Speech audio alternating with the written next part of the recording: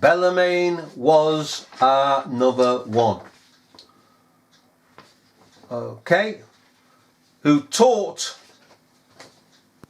the historicists, the futurists, the millennialists way of teaching, understanding, interpreting the book of the Revelation of Jesus Christ. As we said from the beginning, all of them come together as one. Now, we equally have a man that comes along, okay, who declares himself to be a Rabbi Ben Ezra.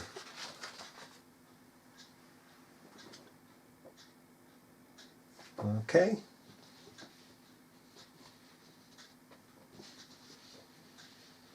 And he comes along and he writes this book, copied from the rest of the works out of Romanism.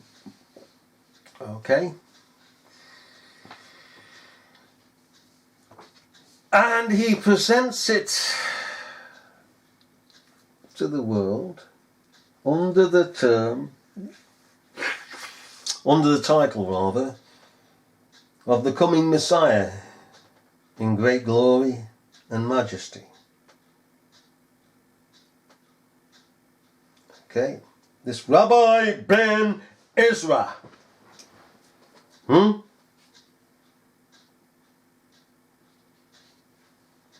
Of course it was Francis Ribera. Okay, Francis Ribera.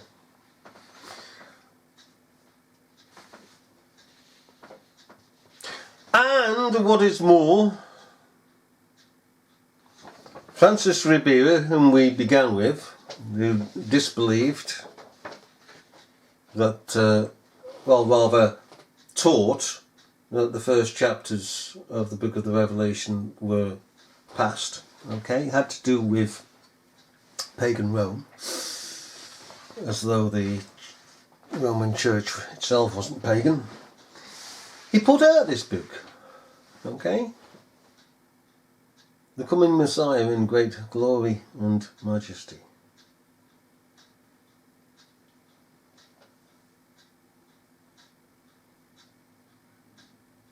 And guess what?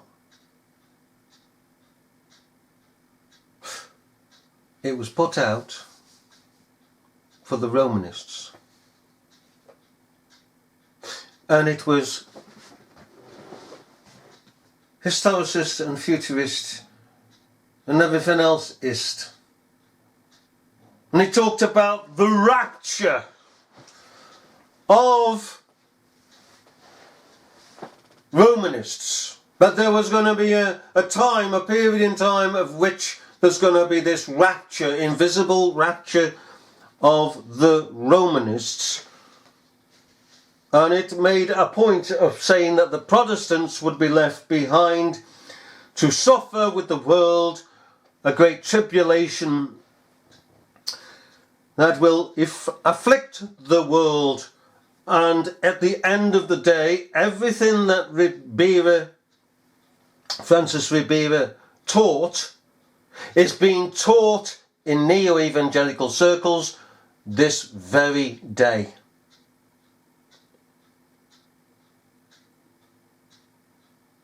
And as we say, Ribera took it from parts from Bellarmine and other writers, but it is being taught today and is being pushed in eschatological circles as being the truth. It came from the Antichrist. And of course what Ribera was doing equally, not only attacking the Protestants, but trying to cover up the fact that Romanism is the Antichrist. And you know the two blackguards that pushed Ribera's work, do you know who they are? They're people admired, worshipped. You daren't say anything against them. Edward Irving and John Nelson Darby. And those two blackguards knew darn well what they were pushing. They knew it was Roman teaching, the teaching of Antichrist, and yet they would stand up and say the Pope's Antichrist. And they then, under that, were teaching the Antichrist doctrine.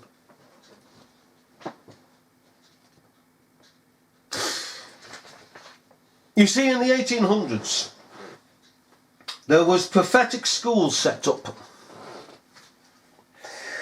One of them was by a Lady Powercourt in Southern Ireland. Okay. And they sit around these hobnobs, these special people, the ministers who thought themselves to be very special. Nothing like the Puritans. These persons were greater than the Puritans. The Puritans were on the side of the people. These boys that sat around in Lady Powercourt's home, mansion, thought they were, well, not just thought, but considered themselves greater than the people. That they were the ones with the truth. They were the ones, the mighty ones, the clerics. You say everybody should obey them. Nobody should have any interpretation of Scripture outside of what they say. Okay. Anyhow, they're sitting around here. And Edward Irving had come across this book in the Spanish. And he had it put into the English. He knew something of this book that was written by a Jesuit, this Francis Ribera. And he knew that Francis Ribera was a Jesuit. He openly confessed it. But he had this put into the English, and he pushed it. He got it out onto tracts, as they're now known, leaflets, pamphlets, handed them out, handing them to his congregation. They would hand them out to other people. They were spreading the doctrine of Romanism.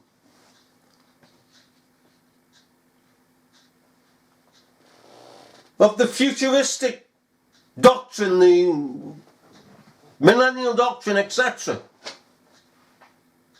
I can't emphasize enough that all the interpretations of the book of the Revelation of Jesus Christ come together as one. They have one source. They go off in different directions, but there's one source. There's nothing doctrinal with them. Nothing. There's no doctrine with these sources. And the source of the book of the Revelation is doctrine. From chapter 4 onwards. And it's still doctrine, chapter 3 to chapter 1, 1 to 3. Still doctrine. But it is then also historical in the sense that it is then present. The churches, 7 churches are there present.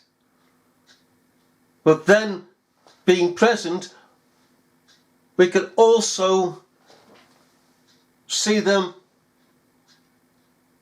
as time progresses along. But that's another story. Now the thing about this is that Edward Irving was handing out these leaflets, these pamphlets. Okay. Teaching Ribera's futurism. No. He's invited John Nelson Darby to come to Lady Powercourt's meeting, and Darby goes, and Darby is introduced to Irving's eschatological doctrine from Francis Ribera. Okay? Now, he's told that this is a Jesuit who is posing under the title of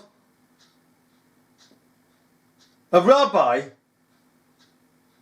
Ben Ezra, or Jehoshaphat Ben Ezra. Darby is therefore well aware. Now, at some stage, shortly after that, Darby is thrown from his horse and hits a post, and he's invalided into his home for some months. He then says he had a revelation from God. He's had a revelation. This man is mighty. He had a revelation. God gave him a revelation, like he was doing everybody else around. You know, the Millerites, the Ellen G. Whites, Joseph Smiths, etc., etc. All were given this very revelation of God. Moody was, and indeed of Moses, wasn't it, in Sinai, when he went to Sinai? Oh yes, I saw Moses. He says, everybody was about seeing God, seeing visions in those days, angels, Moronies, you name it, they could manufacture it.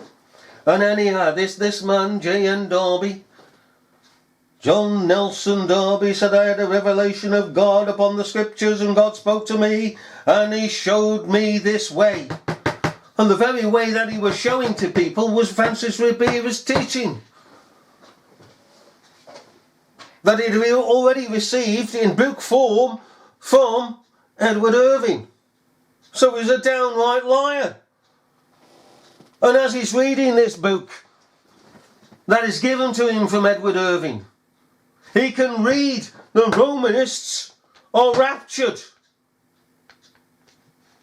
leaving the Protestants behind. And it's also got in it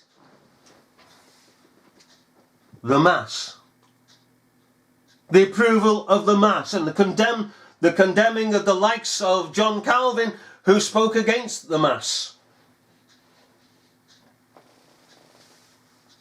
You see these blackguards, these tricksters, these mountebanks, these evil people. They would go before the people and say, oh yeah, God showed me this. The blackguards knew that God hadn't showed them anything, that they'd had it from the enemy. And it still goes on in governments today, and goes on in the media today, and goes on amongst general men today. Oh, I got this and I got that. And so when you start questioning them, all of a sudden it all falls to pieces. If you were to say to Darby, hang on a moment, Mr. Darby or Mr. Irving, this is out of Francis Ribera's work, they'd walk off. They'd walk off. Disgusting. Absolutely disgusting. These are those that creep in unawares. They creep in. They're disgusting. More of these monsters. More of them crept in those days. More than ever before. It was as though the pit had been opened. Of course, the pit was opened when Adam sinned. His sin was a forfeiture. It was the key to opening of the pit of all evil, as we find in chapter 9 of the book of the Revelation of Jesus Christ. That's what that is. You futurists, you millennials, you, the rest of you, okay, who say, oh no, that's future. How can it be future? Because the pit has been opened. Are you saying this world is not invaded by evil? When did it become invaded by all evil? Tricksters. Well, all evil per se. I was just thinking then of the tricksters with the locusts, because they devour the lives of people, having on their heads crowns of seeming authority. People come to you and say, well, I've got this and I've got that, and people bow down to them without questioning them. There was a spirit of authority about them. Like the Pharisees had a spirit of authority, but not like Christ had a spirit of authority. Christ really had authority. But until they met Christ, they accepted the authority of the Pharisees as being authority. That's what authority looks like, they'd say in the Pharisees. But when they came to Christ, that was real authority. He spake not as the Pharisees spake. Okay. Now then, these blackguards, their promoting of Francis Ribera took hold in the 1800s. And of course, taking hold, what happened? Doctrine went out of the window. History went out of the window.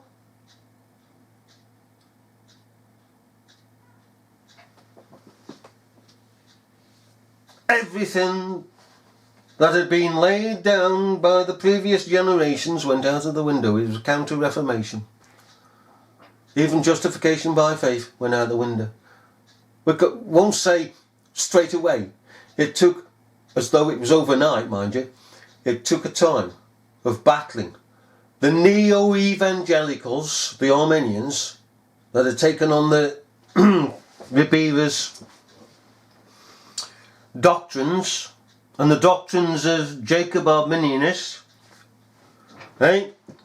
Semi-Pelagianism and Pelagianism, and the Roman imperial teaching of that precognizance that God, says the popes, knew who was going to take him as their Lord and Saviour. They brought that in. Oh, the Arminians took hold of that, and then they added theatre to it all, and became known as neo-evangelicals, the theatrical side. And Christianity began to be sidelined, having come under attack by the neo-evangelical camp of Arminianism that held and still holds to Romanism.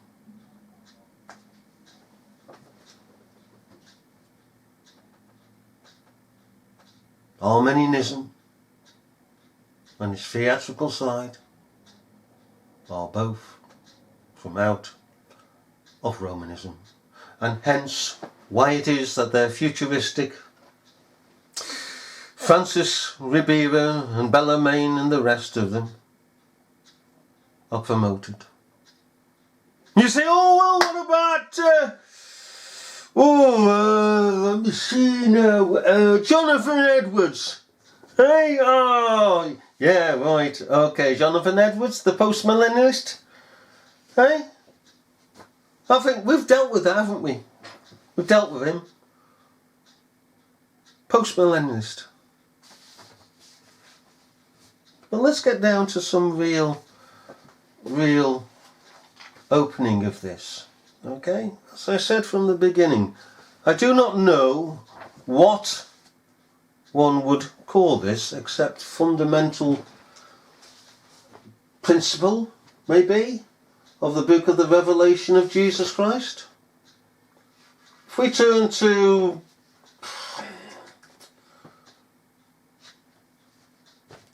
chapter 7. Chapter 6 is the closing of the Old Testament. It's the bringing then of all the system of authority, the stars, the guiding stars, and imperial Rome surrounding the Jerusalem of the former times. Okay, so that's past. Continuing on in the past, Okay. We have chapter 7.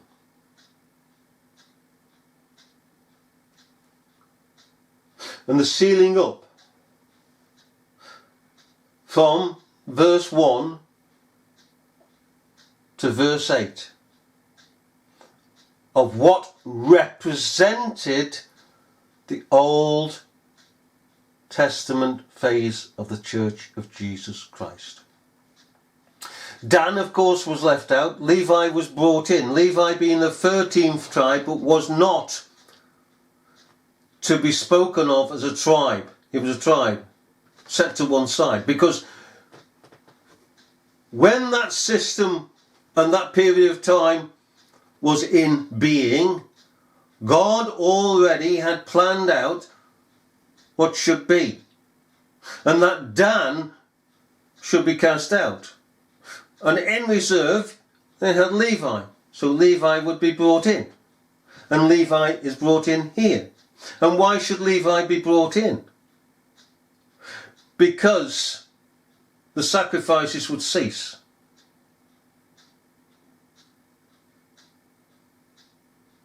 Levi was set aside as a priesthood for the sacrifices, signifying the sacrifices. They undertook the sacrifices. Once brought in, therefore, the sacrifices, that office, gone. And in the book of the Revelation of Jesus Christ, we have the Levites being brought in. And Dan taken out. Alright?